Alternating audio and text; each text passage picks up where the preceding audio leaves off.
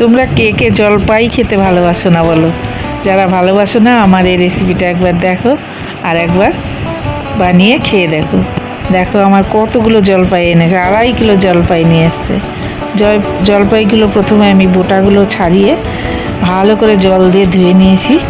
তারপর আমি বটিতে করে কেটে নিয়েছি, কারণ জলপাইয়ের ভেতরে ভীষণ পোকা থাকে। আজকে আমার জলপাইগুলো খুব ভালো ছিল, পোকা ছিল না একটা, তাই আমি ভালো করে কেটে নিয়ে এবার বসিয়ে দিচ্ছি একটা জলপাইয়ের আচার। প্রথমে কড়াটা গরম করে ওর মধ্যে একটু সর্ষের তেল দিয়ে আমি 5 ফোড়ন আর একটা শুকনো লঙ্কা ফোড়ন দিয়ে আমি জলপাইগুলোকে ছেড়ে দিয়েছি, দিয়ে একটু নেড়ে তারপর দিয়ে দিয়েছি একটু নুন আর হলুদ দিয়ে এবার নাড়ছি। নাড়তে নাড়তে একটু নরম হয়ে যাবে, তারপর আমি দিয়ে দেবো চিনি। বেশ অনেকটা চিনি দিতে হবে।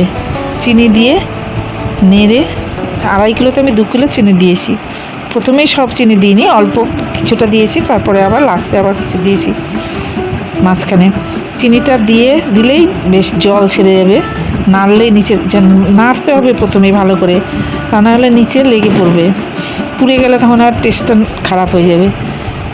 চিনি দিয়ে নাড়লেই আস্তে আস্তে আঁচটাও একটু কমিয়ে দিতে হবে, মিডিয়াম আছে, নাড়লেই তোমার জল বেরিয়ে যাবে। জলপাইয়ে প্রচুর জল থাকে, জল বেরিয়ে গেছে দেখো কি সুন্দর।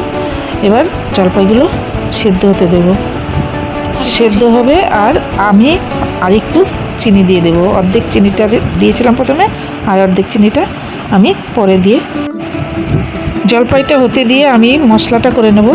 কড়াতে আরেকটা কড়াইয়ে গরম করে, কড়াটা গরম হয়ে গেলে আমি 5 ফোড়ন জিরা আর কিছুটা ধনিয়া দিয়ে একটা শুকনো লঙ্কা দিয়ে ভালো করে ভেজে ঠান্ডা হতে দিয়েছি। ঠান্ডা হয়ে গেলে ওইটা মিক্সিতে দিয়ে গুঁড়ো করে নিয়েছি, মানে অর্ধেক গুঁড়ো, পুরো পাউডার হয়নি। দিয়ে ওটাকে, যেই জলপাইগুলো নরম হয়ে এসছে দেখো কি সুন্দর কালারও এসেছে আর সুন্দর একটা নরম ভাব এসে গেছে, তো মানে প্রায় হয়ে এসছে। এবার আমি ওই ভাজা মশলাগুলো দিয়ে নাড়বো। নাড়লেই আমার এখন একদম মাখা মাখা হয়ে গেছে, আচারটা আমার কমপ্লিট হয়ে গেছে। এবার আচারটাকে ঠান্ডা করে আমি বয়ামে ভরে দিয়েছি, দেখো বয়াম ভর্তি হয়ে গেছে।